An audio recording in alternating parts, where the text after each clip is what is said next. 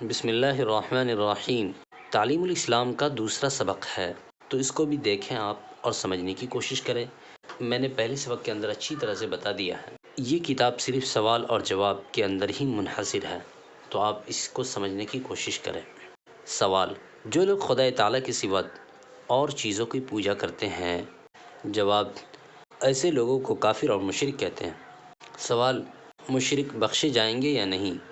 جواب: مشرکوں کی بخشش نہیں ہوگی، وہ ہمیشہ تکلیف اور عذاب میں رہیں گے۔ اللہ۔ سوال: حضرت محمد صلی اللہ علیہ وسلم کون تھے؟ جواب: حضرت محمد صلی اللہ علیہ وسلم خدا کے بندے اور اس کے رسول اور پیغمبر تھے، اور ہم ان کی امت میں ہیں۔ سوال: ہمارے پیغمبر حضرت محمد صلی اللہ علیہ وسلم کہاں پیدا ہوئے تھے؟ جواب: عرب کے ملک میں مکہ معظمہ ایک شہر ہے، اس میں پیدا ہوئے تھے۔ سوال: آپ کے والد اور دادا کا کیا نام تھا؟ جواب: آپ کے والد ماجد کا نام عبداللہ اور آپ کے دادا کا نام عبد المطلب تھا۔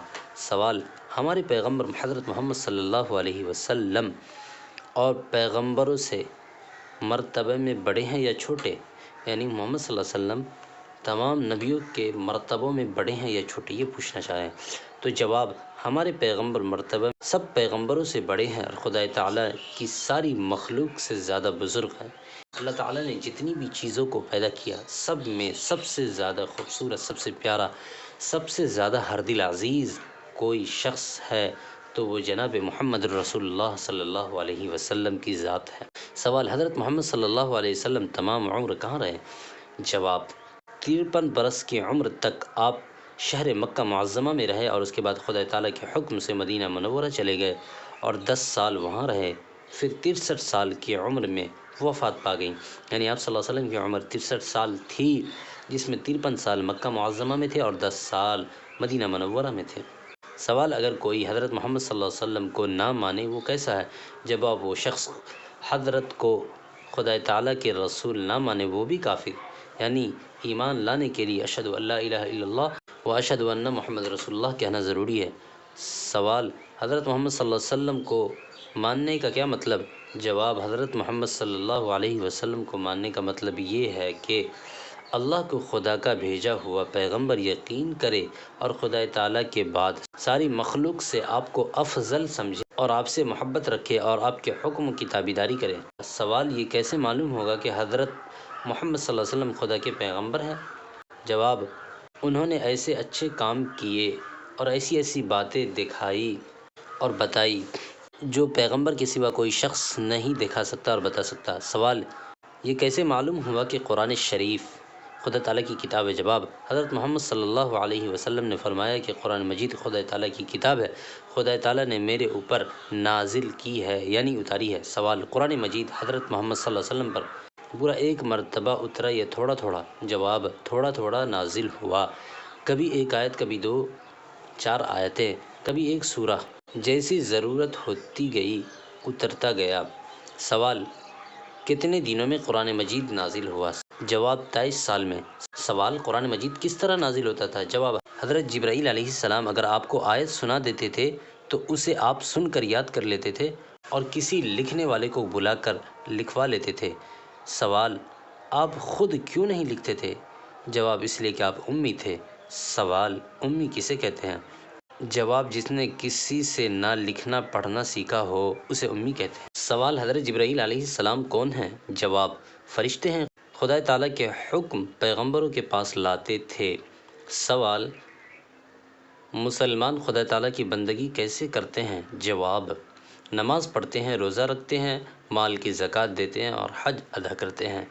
سوال: نماز کسے کہتے ہیں؟ جواب: نماز خدا تعالیٰ کی عبادت اور بندگی کرنے کا ایک خاص طریقہ ہے۔ خدا تعالیٰ نے قرآن مجید میں حضرت رسول مقبول صلی اللہ علیہ وسلم نے حدیثوں میں مسلمانوں کو سکھایا ہے۔ سوال: بندگی کا وہ طریقہ جسے نماز کہتے ہیں کیا ہے؟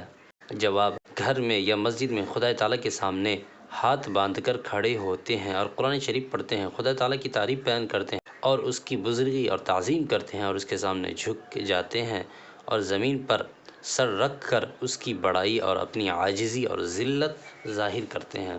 سوال: مسجد میں نماز پڑھنے سے آدمی خدا تعالیٰ کے سامنے ہوتا ہے یا گھر میں؟ خدا تعالیٰ ہر جگہ سامنے ہوتا ہے، چاہے مسجد میں نماز پڑھو چاہے گھر میں، لیکن مسجد میں نماز پڑھنے کا ثواب بہت زیادہ ہوتا ہے۔ یعنی اگر آپ کہیں بھی ہے، پوری دنیا میں کہیں بھی ہے، اللہ تعالیٰ ہر جگہ، ہر ٹائم، ہر وقت، ہر سیکنڈ میں موجود ہے۔ سوال: نماز پڑھنے سے پہلے ہاتھ، منہ اور پاؤں دھوتے ہیں، اسے کیا کہتے ہیں؟ جواب: اس کو وضو کہتے ہیں، یعنی بغیر وضو کے نماز نہیں ہوتی۔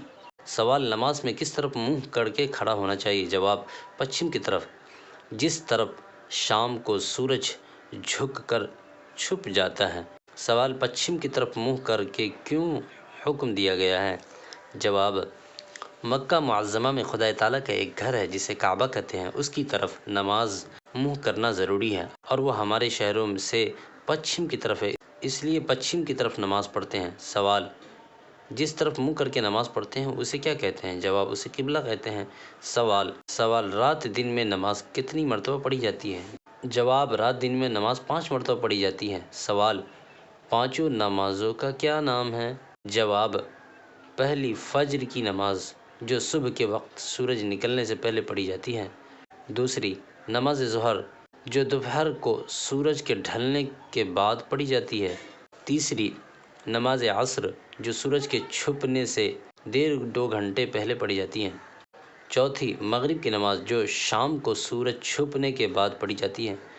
پانچوں نماز عشاء جو 1.5 گھنٹے رات آنے پر پڑھی جاتی ہے، یعنی عصر مغرب عشاء کے درمیان 2.5-3 گھنٹے کا فاصلہ ہوتا ہے، جو اوقات نماز کے حساب سے کیا جاتا ہے۔ تو اس سبق کے اندر اتنا ہی، ملتے ہیں اگلے سبق میں، تب تک کے لیے اپنا خیال رکھیے گا۔